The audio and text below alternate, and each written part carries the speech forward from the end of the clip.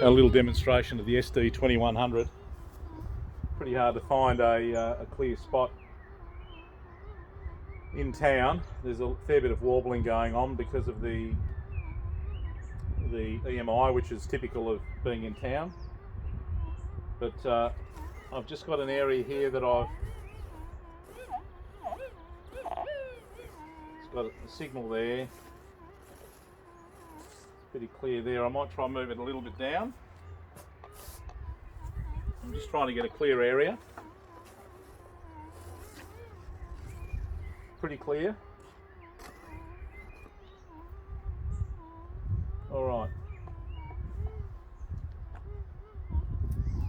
So I've got a couple of bits of gold here. I'll just put them down and show you what goes on.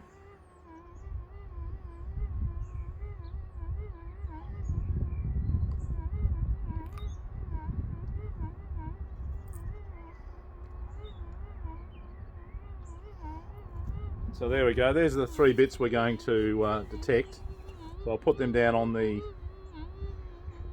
timber there and we'll see how it goes. So you get a little tiny piece and two bigger pieces.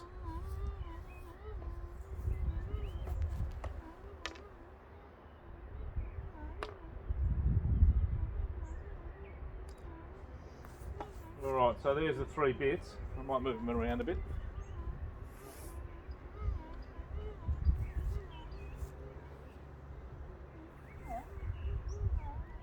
Okay, so we'll try this very small piece.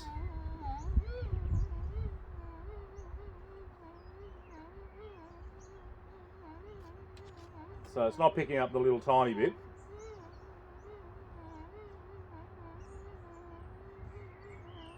Maybe, but you wouldn't dig that. This next piece up.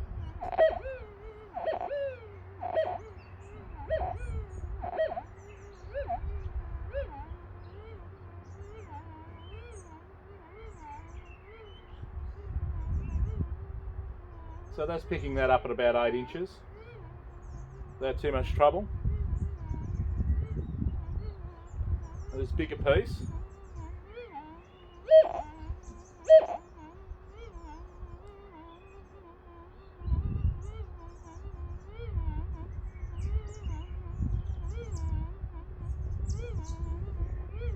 That's about the same, about 8-10 inches.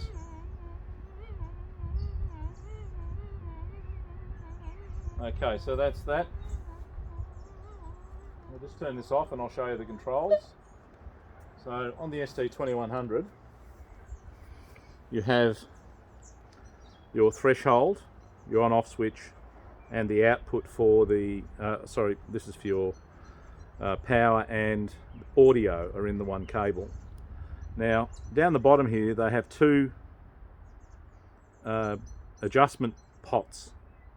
They used to be both inside, so they're a 10-turn pot, and this one here is to adjust the tone, so whatever tone you feel is the most pleasing to yourself.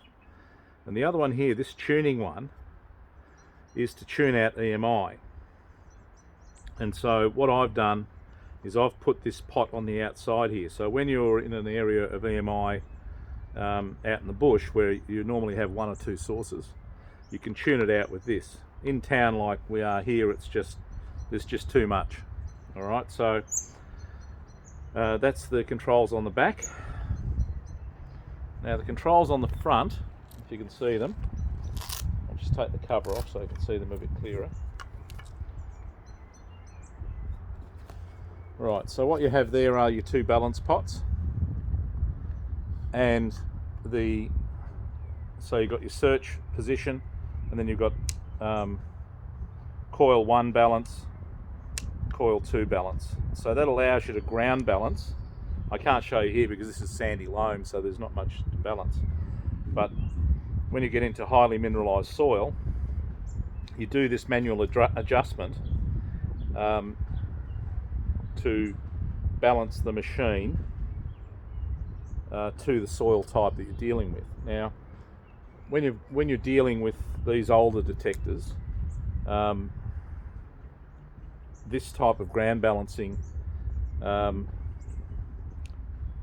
is not as easy as the new ones. The new ones now have a button on the top here. You basically just push the button, pump it up and down, and away she goes. But these older ones here have the manual pots.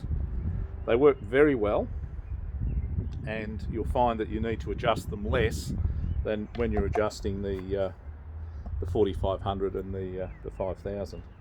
But in terms of depth, with a monocoil, a large monocoil, these are equally as good as the 5000 and the 4500. With this size coil, it's a double D coil that comes with this detector. A very good in very noisy ground, and you can see that with the very smallest bits of gold you won't pick it up with this, but the bigger pieces you can pick them up, and you'll pick them up at a reasonable depth.